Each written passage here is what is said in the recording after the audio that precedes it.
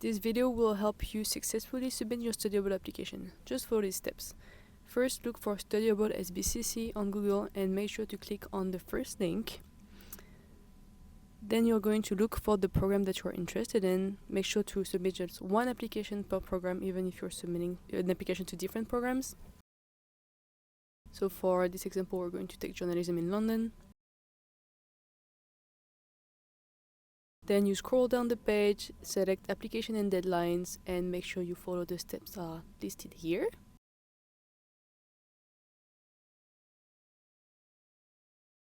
Make sure you also have a current photo, not an ID, not a picture of your passport or of your California ID. We just want a photo.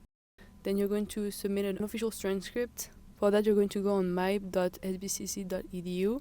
You're going to select student resources, academic transcript, and then you just have to select all levels, web, and print your most recent transcript with your name on it.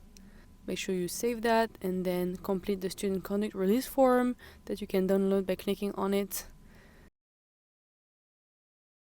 And usually it's pretty easy to fill. You just go on the document and it's ready to just enter your information. Make sure you prepare your key number, you have your full address, phone number, and then you don't fill the second part, you only fill the first part, because the rest of the form should be submitted by the Associate Dean of Students Affairs office. And you can follow the instruction number 2 on the document to make sure you submit to the right person.